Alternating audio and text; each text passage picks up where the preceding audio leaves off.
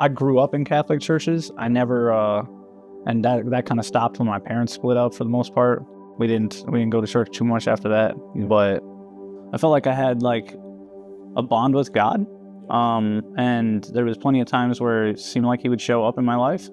And like I could feel his presence, but I guess I didn't know who Jesus was. I had no idea who Jesus was even then, even when I was in churches back then. My last job was appliance delivery. I was doing a route going out to Pennsylvania, and we start out in Broadview Heights. I'm going to Erie, Pennsylvania, so it's like easily a 2-hour drive. And on the drive, I just felt like kind of emotional.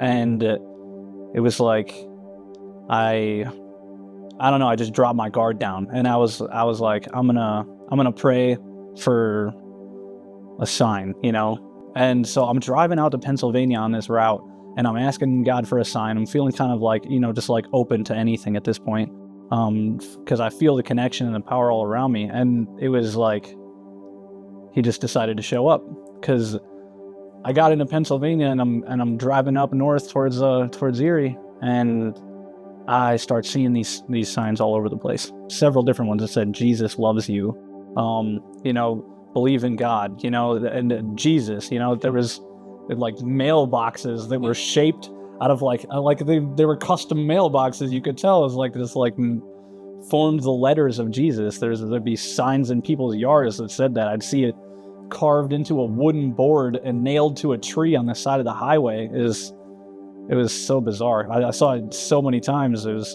like this was my sign. And I couldn't even help it. I just like kind of broke down a bit, even during that drive. Yeah, it was like, and that was when I gave it up. I was like, okay, yeah. I mean, you're not gonna get a better sign than that. So it became a certain part of me where I was like, I want this to be kind of like my vow. I wanted it to be like, I've always known that Jesus sort of like, that God had a presence in my life, but I didn't know like how to identify it. And then now that I do, and I know who it is, then it's like the baptism for me is like expressing my loyalty and my commitment to it. The biggest thing that I'm always grateful for, and that I always thank God for, is the support and the love of my family and the people that are in my life to help push me towards this and in the right direction. And I can visually see the change in my life, because it's taking me from who I was based on like how I saw things. My perspective is just,